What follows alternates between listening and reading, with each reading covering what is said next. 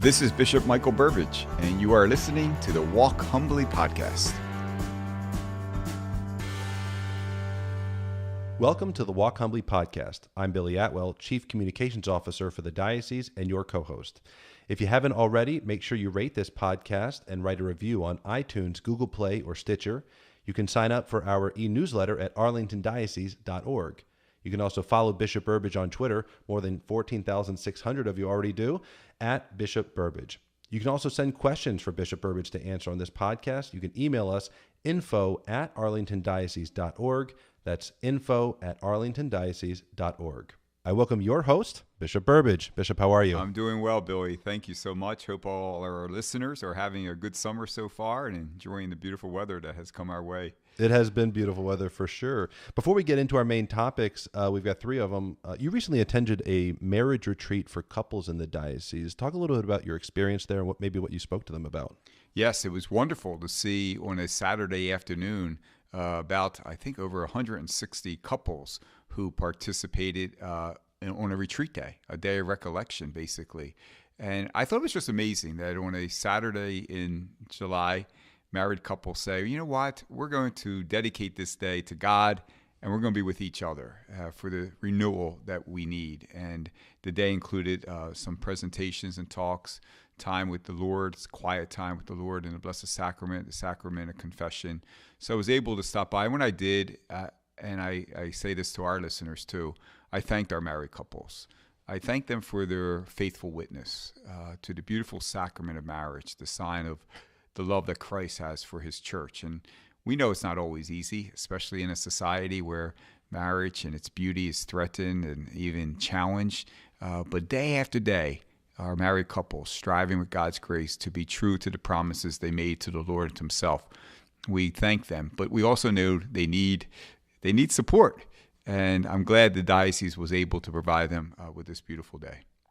Bishop, those who follow your ministry know how devoted you are to Catholic education, how much you love Catholic education. And you recently had the opportunity to speak to leaders in Catholic education at Marymount's Education Administration Program. What was your message for the leaders at that session? Yes, they're pursuing a degree in education administration, which is actually my degree also, so I felt in good company. And the first thing I did was to thank them for their commitment to Catholic education, to be willing to be leaders, studying the practices and theories and skills that will be necessary to be leaders in our Catholic schools.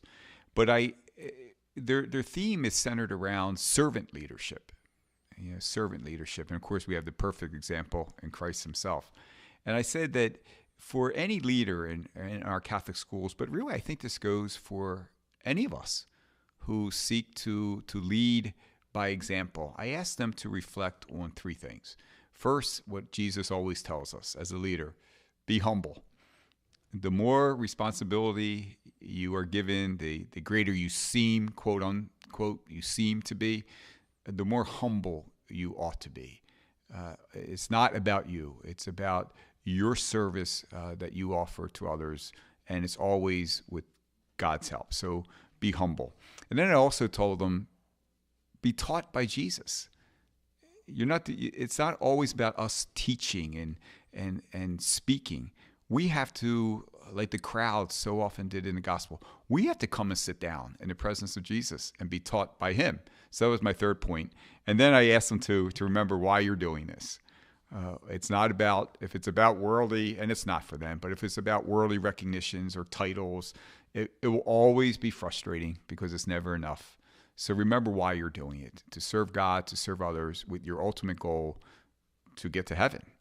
And the reading actually that we used that day was from the Beatitudes. And I suggested to them once a week during the school year, and maybe I will suggest this to our listeners too, at least periodically, just read the Gospel of Matthew, chapter 5, verses 1 to 13.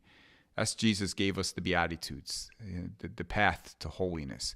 And then after reading chapter 5, verses 1 to 13, then just reflect upon the extent to which you are living those Beatitudes and modeling them for others. What a great exercise that is for anyone who seeks to lead by example. Absolutely. That's a great idea.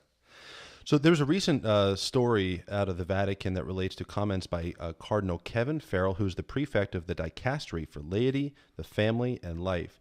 In an interview with a Catholic magazine out of Ireland, he said that on the topic of priests training couples for marriage, quote, "They have no credibility. They have never lived the experience. They may know moral theology, dogmatic theology, and theory, but to go from there to putting it into practice every day, they don't have the experience," end quote.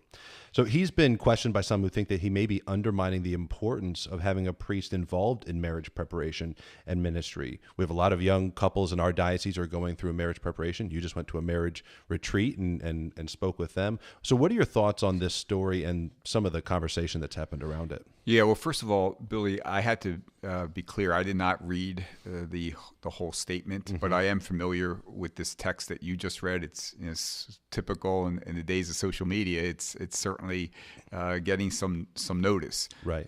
So I don't know the whole context of what His Eminence Cardinal Farrell said, but I do know Cardinal Farrell, and I certainly know his great appreciation for the laity and the role that they play in the life of the church. And I know also his great respect and admiration for priests and priestly ministry and service, especially to the faithful.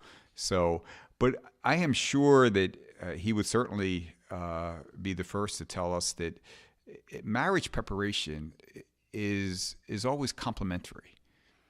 It's never just the priest, right? And it's never just the laity. The priest plays a very significant role. He is preparing the couple to celebrate a sacrament, the sacrament of marriage. And so it is his duty, it's his responsibility with the training that he has received in theology to say, let's make sure before you enter into this sacred covenant, you know why this is a sacrament. What does the church say about marriage? What is Jesus asking of you as you are called to this beautiful vocation? And so the priest plays an essential role in the preparation of a couple for marriage, helping them to understand the teaching of marriage as Jesus taught, this true and genuine and joyful meaning of sexuality. So he is essential in helping couples to prepare for the sacrament. Now, we also need married couples to help also. As I was saying, it's complementary. And so you get into some of the practical things of marriage and some of the issues that married couples will deal with, and priests hear them all the time because we counsel married couples. Right. We help couples who are struggling, but what about how do you handle the finances? How do you deal with in-laws? How do you communicate better?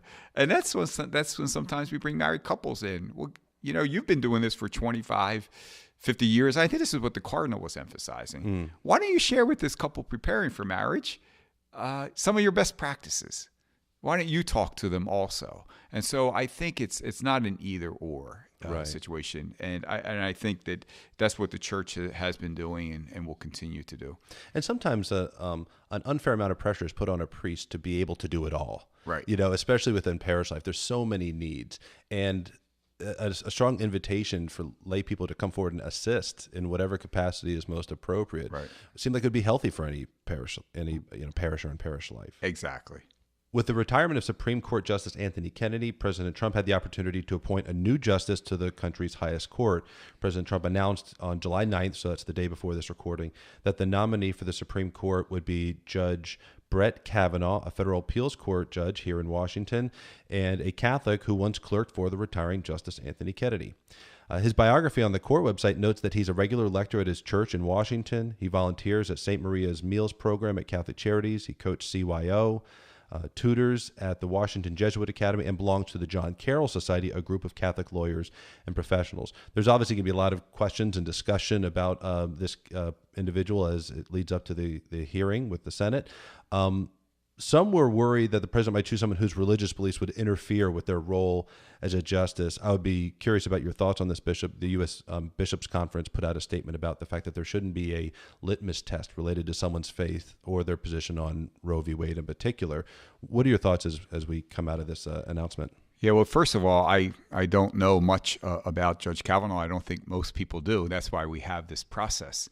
And so it's my hope and prayer that all those who now will participate in the process, will do so with a sense of integrity and fairness and justice. We are to get to know who this nominee is, and also to get to know his body of work and how throughout his course of service he has worked in interpreting correctly the Constitution and upholding the law of the land. So we're blessed to live in a nation that has such a thorough process. We just pray for all involved with it that it will be done respectfully and with fairness. Last night, Judge Kavanaugh introduced himself, and I thought that he told us, in a sense, who he is and what is important to him. You saw his love for his parents and their great accomplishments as he talked about that, his wife and his daughters. He proudly talked about his Catholic faith, and that was, I was very pleased that he did. It's part of who he is. But he also talked about how that faith is rooted in service and the many ways that he serves others and the community. And so we pray for him. We pray for all who are involved in this process, and we ask the Holy Spirit to guide us through it. Very good. All right, our first question is from Karen. She's at St. Veronica's in Chantilly. Can the bishop discuss how to best handle disappointments when we interact with someone from the church who does not act in a Christian way towards others? When I interact with someone in a church setting who lacks Christian charity, I'm inevitably crestfallen. Now, I have to admit, I didn't know what crestfallen was. I had to Google it. But what's your response to Karen? Yeah, well, certainly when anyone lacks Christian charity, we should be disappointed because we're all called to reflect it. When it's in a person representing the church, again, it could even be more disappointing. You're representing the church. You're not just representing yourself. And if you're representing Christ and the church, you are to reflect charity. So it can be disappointing. But we have to have charity also. We cannot, just jump to dismiss this person. We may have to say, like we all do, we're not perfect. Sometimes we make a mistake. Sometimes we're just having a bad day. Sometimes there's things on people's heart or issues or problems or crosses they're carrying that we don't know about. And so I think when you encounter such a lack of charity, we have to be charitable in response. And so a good thing may be to say, I'm sorry, I seemed, when I approached you, to upset you. Is there anything wrong, or is there anything I could do? Or if, I think sometimes in charitable means to be charitable means to what we will call in priestly life fraternal correction. In other words, I need to bring to your attention. You may not have meant this, but you came off in this way, and I'm sure that's not what you meant to be. You bring it to the person's attention, but you do it in a charitable way. You yourself don't become uncharitable. So the disappointment is understanding, but we all we're not perfect. And the good news is that Christ, he works through all of us, and his church is stronger than any of our imperfections. But we call each other to a higher level, and we also hold each other to charity by being charitable. Very good. All right. So the next is Jimmy from St. Agnes says, if you were a Nats baseball player, what would your walkout song be? That's a good question. That's what they do, right? The players, I think, come out to a song. So they come out, there's always a song that's kind of represents them in some way. So, so maybe my staff probably would say, he would say My Way by Frank Sinatra. But I wouldn't pick that one. No comment. I wouldn't pick a Frank Sinatra song. How about Living on a Prayer by Bon Jovi? There you go. That'd be a good one, right? That's very befitting the office of a bishop, yes. All right, Jimmy from St. Agnes, thanks for that one. That was fun. I think I know Jimmy from St. Agnes. Do you know this, Jimmy? That's a good question. All right, so Jay from St. Mark's and Our Lady of Good Counsel in Vienna says, I was interested in finding out more about the relationship the diocese has with Catholic Charities. I think that I'm not alone in wanting to know more about the relationship, but also some of their ongoing programs. Do contributions help people in the diocese only, or are they sent to other portions of the country? Do they have programs in which people can volunteer some time, even if it's a limited amount of time? So there's a few questions in there, but first maybe talk about the relationship of Catholic Charities in the diocese. Well, first of all, let me say how proud I am of the Catholic Charities office in the Diocese of Arlington. It's nationally known for its great work, and I could not be more proud of the great deeds that are carried out by our Catholic Charities office to assist so many people through God's grace, and also through the generosity, I mean that, of the faithful throughout our diocese. So the office of a bishop, I always explain it by, there's three things that the bishop's involved in his ministry, the heart of his ministry: teaching, and sanctifying, and governing. And so there's like these different arms of the bishop. And part of the teaching and sanctifying can only be genuine if it's reflected in service. And so Catholic Charities is that, in a sense, that charitable arm of the ministry of the bishop. So essentially linked to me, my ministry, thus essentially linked to the diocese. Catholic Charities is the heart, at the center of what we do, along with so many ministries. Because there it is the face of Christ, the compassion of Christ, the healing of Christ being made visible to people in need, people of all faiths, anyone who is in need. And so our Catholic Charities, again, is just accomplishing that in so many profound ways. I think of St. Lucie Food Project, and I think it's over 1 million pounds of food are given to the hungry throughout our diocese. Yeah, it's an incredible. Nightly meals to the homeless at our Christ House. I know so many of our faithful volunteer at Christ House. Mm-hmm. There's an answer to the question. It's a wonderful ministry where meals are served every day to the homeless right there at Christ House. We do mental health counseling. We reunite unaccompanied minor children with their families. I think we've assisted over more than 200 or so there. Wow. We've talked often in this podcast about the mother of Mercy Free Medical Clinic. Yeah. Volunteers there too. Exactly. Nurses and doctors and receptionists. Our pregnancy and adoption support programs. So the work is carried out here locally in this local church within our diocese.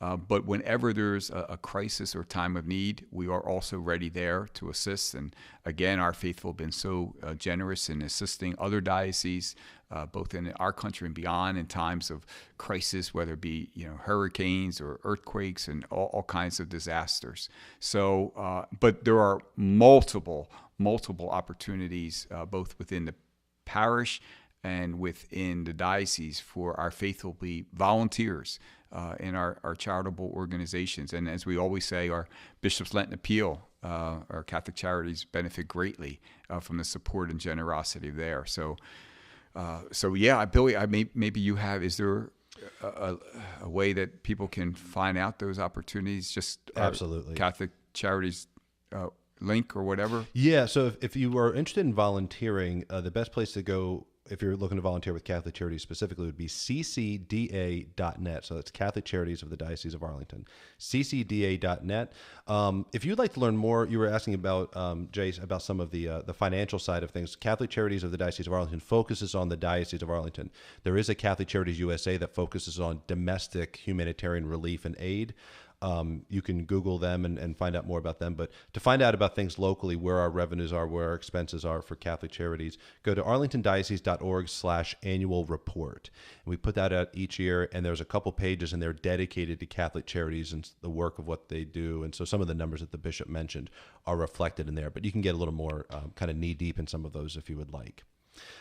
Bishop, any final thoughts before we conclude the podcast? No, but as always, we encourage our listeners to be those witnesses, of Christ through their example, things that we have talked about today, through their example, through their service, through their charity, and And, never, I'm just coming off from preaching what I thought was a powerful reading.